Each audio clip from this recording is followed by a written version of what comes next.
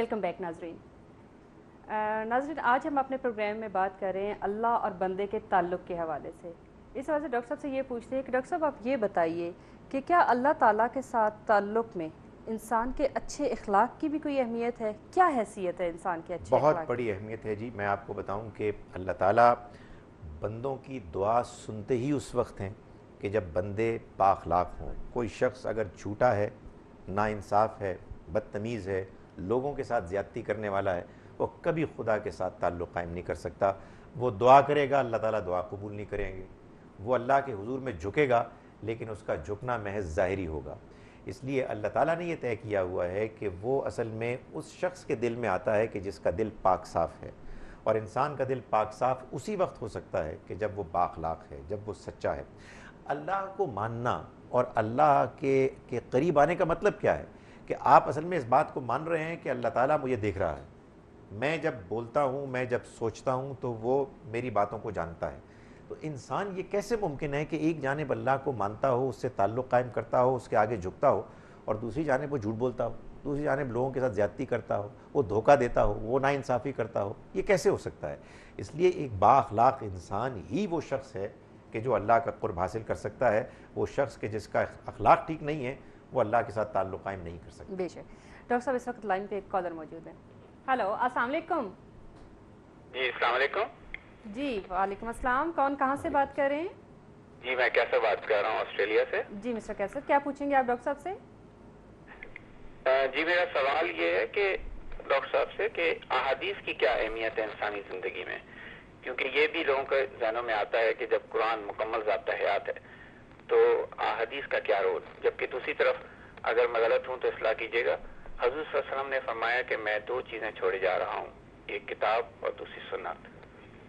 جی دیکھیے، نبی صلی اللہ علیہ وسلم نے جو دین ہم کو دیا ہے اس میں کوئی شک نہیں ہے کہ وہ قرآن اور سنت پر مبنی ہے، اور دونوں سورسز آخری حد تک اوتھینٹک اور ریلائبل ہے، یعنی ان کے ہم تک پہنچنے میں ہمیں کوئی شک و شبہ نہیں ہے کہ یہ ایسے ہی پہنچی ہیں جیسے کہ پہلے دن موجود تھیں۔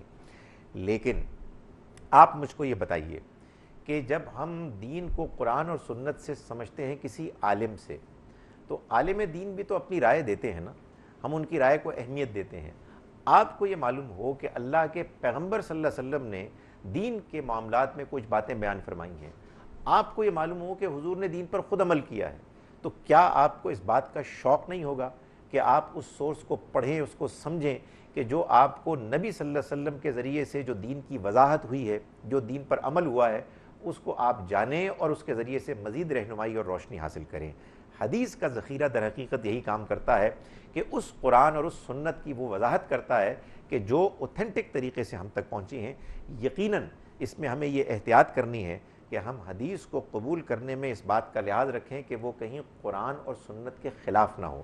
حدیث کبھی قرآن و سنت کے خلاف نہیں ہو سکتی اگر وہ صحیح ہے، اگر وہ ہمیں صحیح طریقے سے پہنچی ہے، چونکہ انسان نے اس کو کمیونیکیٹ کیا ہے، انسانی کوشش کے نتیجے میں وہ ہم تک پہنچی ہے۔ اس وجہ سے اس کا امکان ہے کہ انسانوں نے سننے میں، سمجھنے میں، آگے پہنچانے میں غلطی کی ہو، اس لیے حدیث کو ہم نظر انداز نہیں کر سکتے۔ ڈاکٹر صاحب ایک اور کالر ہمارے ساتھ اس وقت لائن پہ ہے۔ السلام علیکم۔ ہیلو جی السلام علیکم۔ جی السلام علیکم۔ جی کون کہاں سے بات کر رہے ہیں؟ جی میں مرزا سے بات کر رہا ہوں، وجے خان سے۔ جی جی، کیا پوچھیں گے آپ ڈاکٹر صاحب سے؟ جی میرا کوشچن ہے ڈاکٹر صاحب سے کہ اللہ پاک نے ہمیں اتنی اچھی آسانیاں عطا فرمائی ہوئی ہیں اور ہم ان آسانیوں کو پراپر طریقے سے یوٹیلائز نہیں کرتے، یعنی کہ جو اللہ پاک نے ہمیں انسان کیا ہے کہ آپ کو جو ہم نے آسانیاں عطا کی ہیں وہ انسان کو تقسیم کریں، تو بیسیکلی ہمارے اندر کا جو انسان ہے یا ہماری جو فیلنگس ہیں ہم لوگ کیوں نہیں ڈیولپ کر سکتے، اور دکھی لوگوں یا انسانیت کے کام کیوں نہیں آ رہے پراپر طریقے سے؟ جی ٹھیک ہے، اس کی پلیز ہمیں تھوڑا سا گائڈ لے دیں تاکہ ہمارے سننے والے نزدیک کو اس کی فالو کر سکیں۔ ٹھیک ہے۔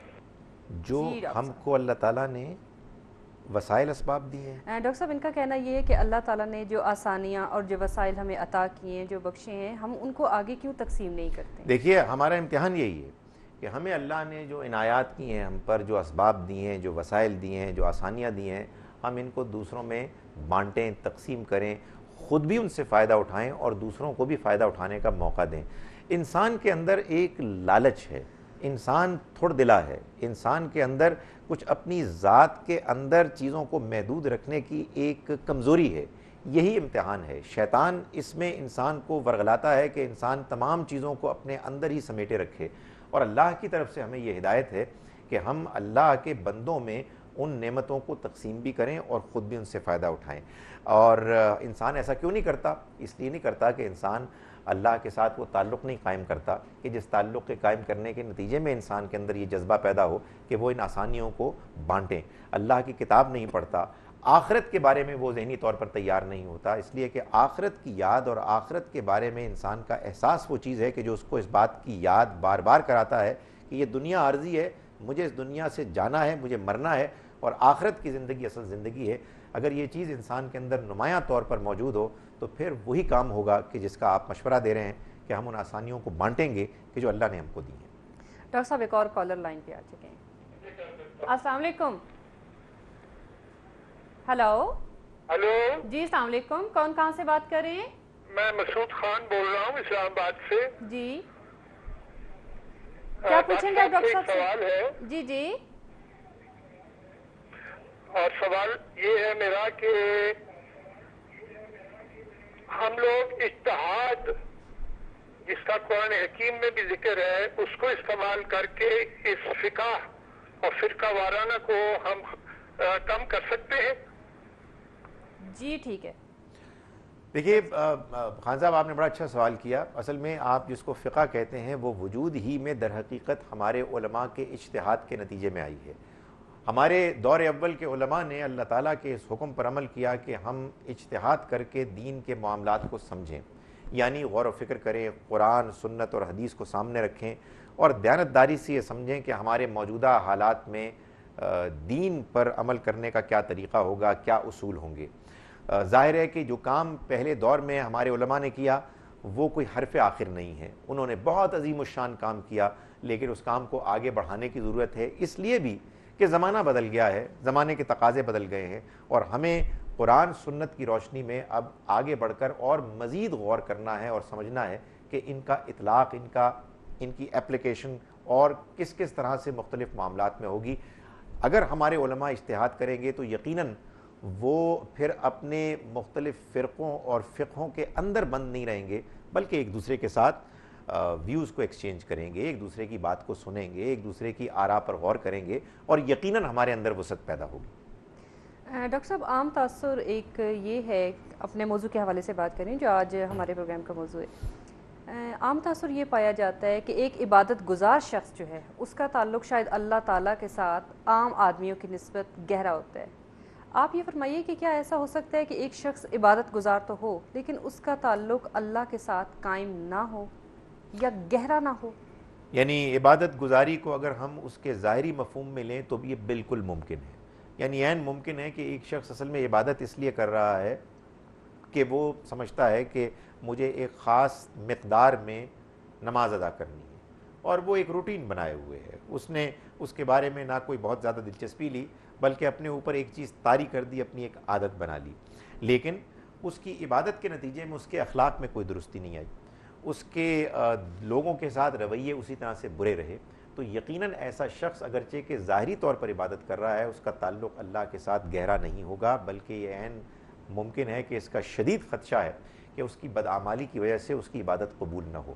اس کے برعکس ایک انسان ہے جو با اخلاق ہے، جو اپنا کاروبار دیانتداری سے کرتا ہے، لوگوں کے ساتھ حسن سلوک کے ساتھ پیش آتا ہے، اور وہ تھوڑی بہت عبادت کے جو فرض عبادت ہے وہ کرتا ہے، یقیناً یہ شخص اپنی عبادت میں زیادہ مخلص ہے اور اللہ کا زیادہ قرب حاصل کرے گا، اس لیے کہ اللہ تعالیٰ کو عبادت کی مقدار سے زیادہ اس کی کوالٹی اور اس میں خلوص درکار ہے۔ ڈاکٹر صاحب ایک اور کالر ہمارے ساتھ لائن پہ موجود ہے۔ ہلو السلام علیکم۔ وعلیکم السلام جی کون کہاں سے بات کر رہے ہیں؟ جی میں آواز ہلو کہاں سے بات کر رہے ہیں آپ؟ اپنا سوال کیجئے۔ سعودی عرب سے۔ جی جی پوچھئے پلیز۔ ہلو جی اویس صاحب کو ہماری آواز نہیں آ رہی؟ میری آواز نہیں، آپ کی آواز نہیں آ رہی میرے کو۔ آپ کی آواز ہمارے تک آ رہی ہے، آپ اپنا سوال کریں ڈاکٹر صاحب سے۔ ڈاکٹر صاحب آپ کا سوال سن رہے ہیں۔ اچھا جی ڈاکٹر صاحب سے میرا سوال یہ ہے کہ یہ جیسے ہماری ابھی جو قوم ہے یہ بہت مصیبت میں ہے، ٹھیک ہے، جیسے سیلاب آیا ہوا ہے، بہت مصیبت میں ہے، कुछ ऐसे अनासर हैं जो इन लुटेरों को लूट रहे हैं। इसमें हमारे इस्लाम में, हमारे दीन में इसमें क्या है, इसका क्या रद्द-ए-अमल, क्या इसका होना, क्या इसका यानी क्या है? ठीक है जी, मैं आपकी बात समझ गया हूँ। देखिए, बात यह है कि दो पहलू हैं इसके। एक तो ये कि जो लोग हमारे इस मुश्किल की घड़ी में, जो बेचारे पहले ही से मुसीबत ज़दा लोग हैं, उनको और मुश्किलात में मुब्तला कर रहे हैं, वो लोग बदतरीन मुजरिम हैं अल्लाह की निगाह में। और इससे ज़्यादा और क्या जुर्म हो सकता है कि एक शख्स बेचारा पहले से ही मुसीबत में है, मुश्किल में है, और आप उसको मज़ीद तकलीफ़ में मुब्तला करें। दूसरी चीज़ ये है कि इसको कैसे ख़त्म किया जाए। मैं समझता हूँ कि हम लोग के जो इस वक्त इन मामलात से दो चार हैं, हम में से वो लोग के जो सैलाब ज़दगान की मदद कर रहे हैं, वो इस बात का भी एहतमाम करें कि अगर वो अपने गिरदोपेश में ऐसे लोगों को देखें कि जो उन लोगों को सता रहे हैं, तो वो उनको रोकें, उनको अथॉरिटीज़ के सुपुर्द करें, और इस बात को इंश्योर करें कि कोई शख्स किसी दूसरे के साथ ज़्यादती ना करे। ये जो अल्लाह ताला हुक्म देता है ना कि हम अमर बिल मारूफ और नही अनिल मुनकर करें, लोगों को नेकी का मशवरा दें और बुराई से रोकें, तो बुराई से रोकने में एक बड़ा अहम पहलू ये है कि हम लोगों को जुल्म करने से रोकें। इसलिए कि अगर लोग दूसरे लोगों की कमज़ोरी से फ़ायदा उठा रहे हैं, तो उनसे ज़्यादा बड़ा मुजरिम कोई नहीं हो सकता, और ये बहुत ही अफसोसनाक बात है। नाज़रीन, इस वक्त हमारे प्रोग्राम में वक्त हुआ एक शॉर्ट ब्रेक का, हमारे साथ रहिएगा, मिलते हैं ब्रेक के बाद।